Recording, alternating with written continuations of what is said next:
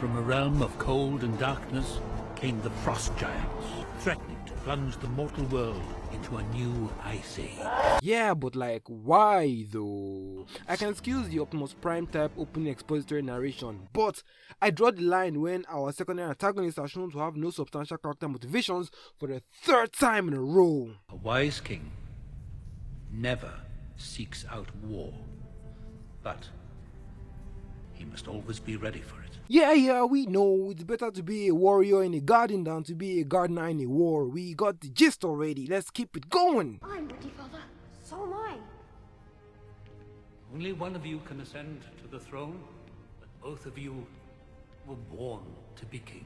Yeah, that shit right there, that's an example of how not to raise your fucking kids. It's a complete dickhead move to know for a fact that your firstborn son will inherit the throne, but then also raise his adopted younger brother under the illusion that he might someday be king.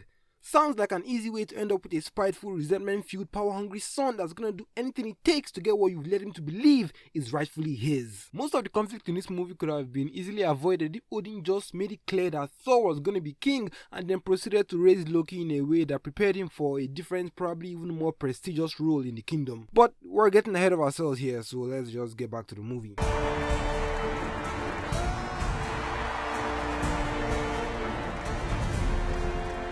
It truly is a shame that we never get to see his iconic comic accurate helmet again after this scene. Then in 11 years, we get visually assaulted by this shit.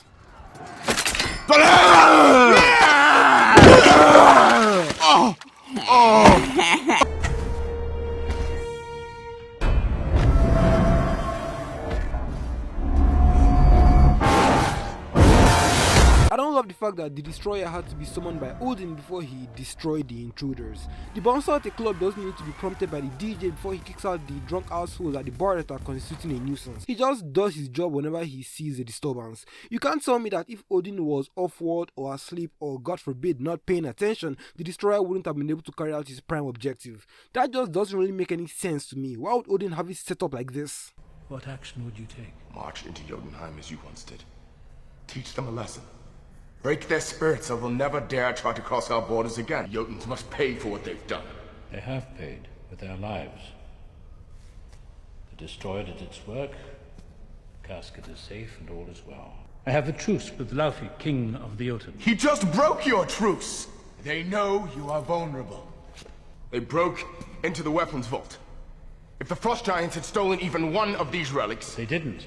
Well, I want to know why. You can give him all the snarky looks you want, but Thor indeed does have a point. Now, his preferred means of execution is a bit excessive, but you'll definitely need to go have some words with the Frost Giant King and find out why 3 motivated assailants from his kingdom are breaking the truce you both established. Laying on your back with the delusional fantasy that all is well isn't the way, and storming into their castle guns blazing also isn't the most strategically sound next move to make. There's a little grey area in there, and that's where you operate. As king of Asgard... But you're not king!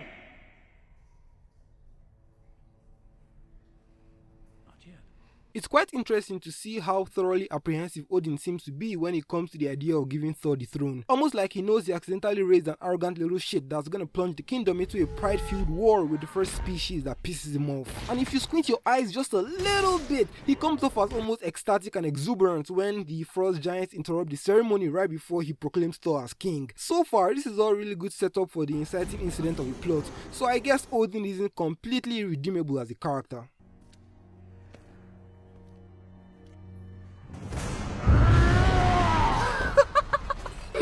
That's a completely rational way for an heir apparent to respond to a slight inconvenience. If it's any consolation, I think you're right. If they found a way to penetrate Asgard's defenses once, who's to say they won't try again? Next time with an army. Exactly. This is great stuff right here. In one scene, we've successfully characterized Thor as our arrogant and hot-headed protagonist. There's nothing you can do without defying Father. No, I know that. It's the only way to ensure the safety of our border. While also setting up Loki as his manipulative and meticulously calculated antagonist. Thor, it's madness. Madness? What sort of madness? We're going to Jotunheim. And as if that wasn't good enough, the scene also directly advances the plot. This isn't like a journey to Earth, where you summon a little lightning and thunder and the mortals worship you as a god. This is Jotunheim. It is forbidden. My friends, have you forgotten all that we have done together? And who proved wrong? All who scoffed at the idea that a young maiden could be one of the fiercest warriors this realm has ever known. I did. True, but I supported you, Sif. Volstagg, the delicacy so succulent you thought you died and gone to Valhalla. You did. Yes. Vandrel, Hogan, who led you into the most glorious of battles? You did. My friends, we're going to Jotunheim.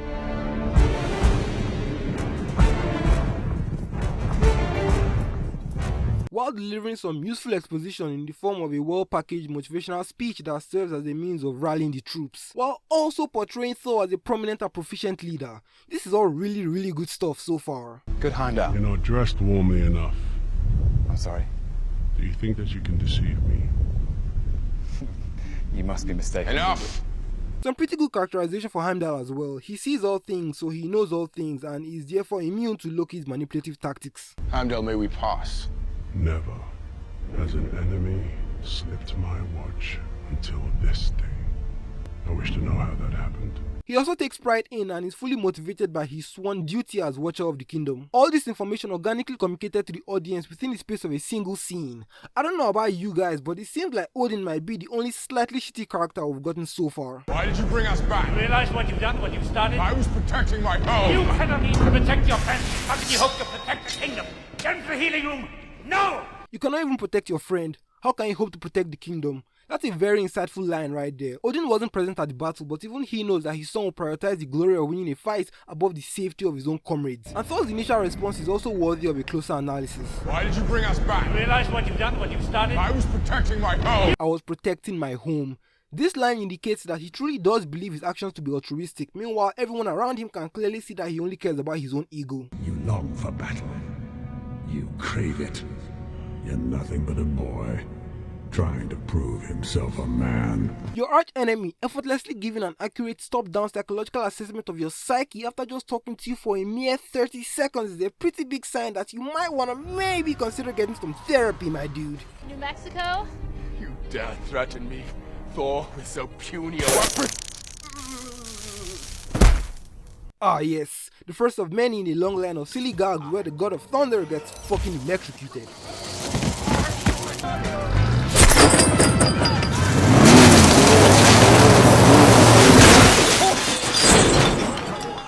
Did it work? Hey look, it's Buddy! What? Y'all didn't want to help me out, so I'm just gonna call him Buddy from now on. You guys really did hurt my feelings, you know. I thought we were friends. I begged you for 3 episodes. Help me out here, please. You did nothing. But it's fine. I know how you guys feel about me now. I guess it's just me and Buddy against the world. I guess it really be your own guys, huh? You told the god! I saved our lives. And Thor's. I had no idea Father would banish him for what he did. I told him to go to Odin after we'd left. He should be flogged for taking so long. We should never have reached Jotunheim. Manipulating your brother into going against your father's wishes, then reporting him for his insubordination, all the while framing yourself as the savior of the story is truly diabolical. And very much in line with the way he has been characterized thus far. I fuck with it. I fuck with it a lot. I fuck with it. I love Thor more dearly than any of you, but you know what he is. He's arrogant, he's reckless, he's dangerous. You must go to the Allfather and convince him to change his mind. You saw how he was today. Is that what Asgard needs from its king? Claiming to love someone then advocating for their perpetual banishment for the sake of stealing their birthright is so fucking insane. Odin really might actually just be the worst MCU dad ever. I mean, there's still Thanos and Ego, so I guess we'll have to do like a worst MCU dad tier list by the time we get to Infinity War. No, you took me for a purpose. What was it?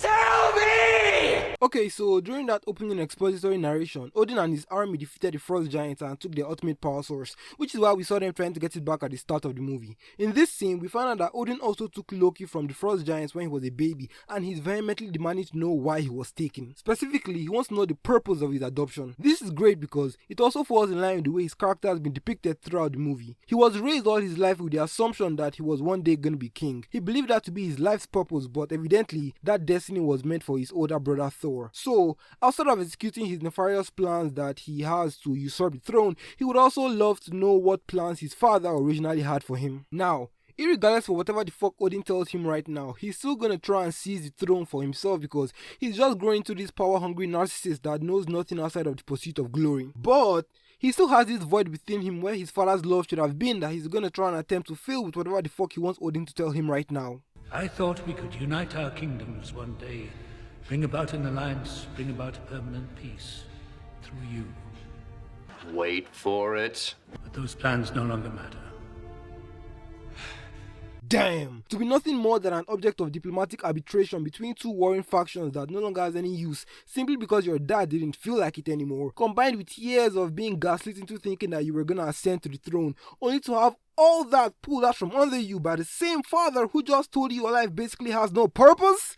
Yeah, that's a very justifiable crash out right there. So I am no more than another stolen relic, locked up here until you might have use of me. Why'd you twist my word? No, that's a pretty accurate one-to-one interpretation of what he just said. Word for word, bar for bar. This drink, I like it. I know, it's great, right? Another! Oh, fuck.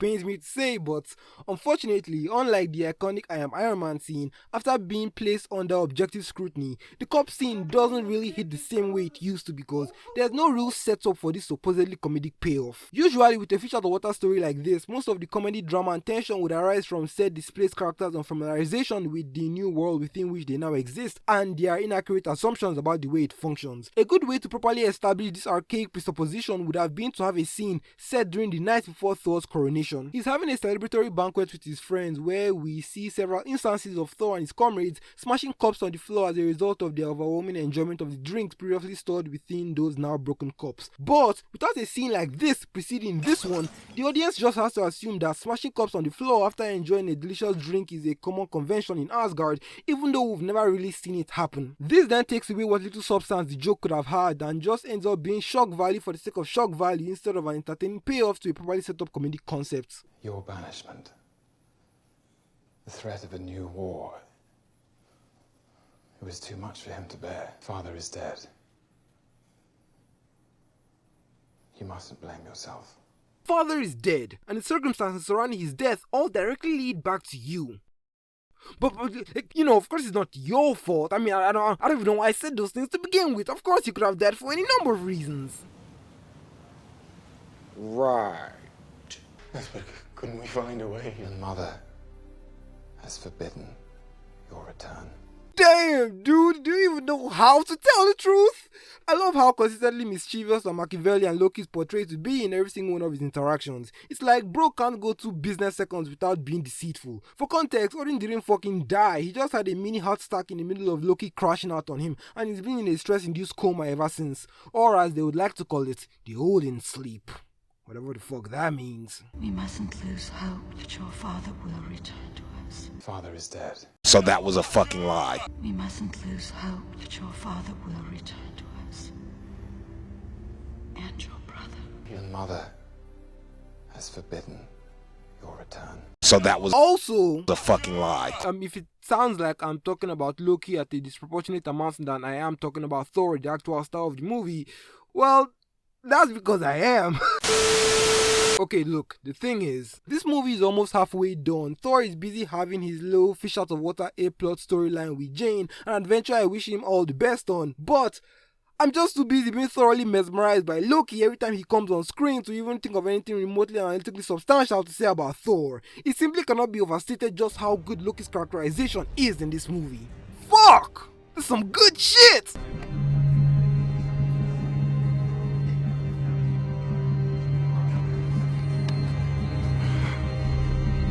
Really glad to see that bro is so egotistical to the point where he believes he can just bypass the rules and take the hammer the same way he took the throne. In a way, him and Thor are quite similar with regards to their relative levels of arrogance and hubris. They both seek glory because that's all their father raised them to care about, but while Thor was more brash and abrasive, Loki was sneaky and calculative, so he concealed his ego more effectively. After all I've done for you. So you're the one who showed us the way into Asgard. Well, that's not much of a surprise. Bro's legit been looking and sounding like a second act twist villain the whole movie.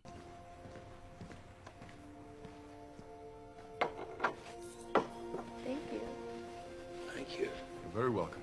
Okay, look, I'm all for Thor's redemption arc of going from this self-obsessed, arrogant asshole who only cares about himself to this humble, kind and peaceful man that's flirting with the idea of living a peaceful, secluded life with this woman he just met, no longer wanting anything to do with glory and power, which then paradoxically makes him worthy of said power. Beauty! That shit literally lasts for like just 2 minutes before his friends come find him. Loki sends the destroyer after them, he regains his hammer, destroys the destroyer, and then goes home to confront Loki. That's all great stuff. But it would have also been really cool if we actually got to see him live that simple life for like more than 2 fucking minutes, man!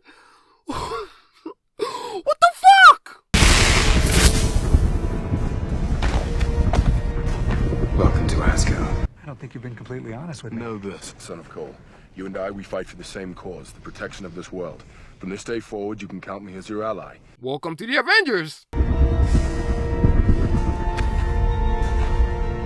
Walking your father's arch nemesis through the fucking front door of his kingdom so they can go kill him in his sleep is fucking diabolical, my dude!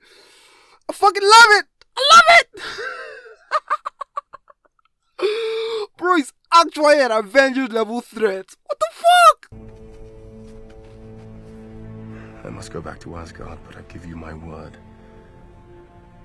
I will return for you. Very big fan of the way Thor grabs his woman in this movie, by the way. That's my fucking God of Thunder right there. Not whoever the fuck this fucking bitch is supposed to be.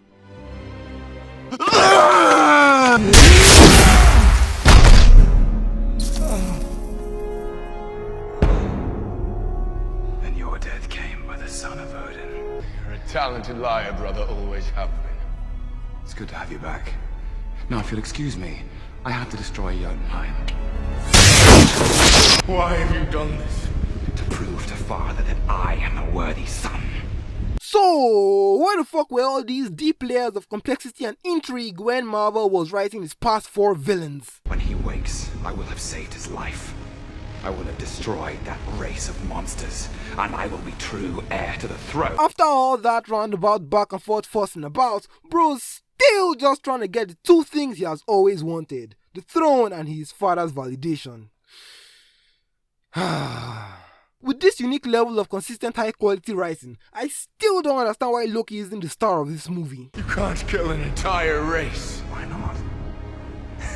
Oh, right, evil piece of shit, right, maniacal maniac, right, almost committed patricide as a means of manipulating his way to the throne, right.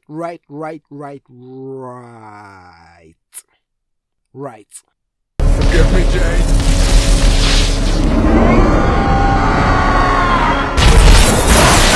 I will return for you. So that was a fucking lie. I could have done it, Father! I could have done it! For you! For all of us! I'm not crying, you're crying. Shut up! No, Loki.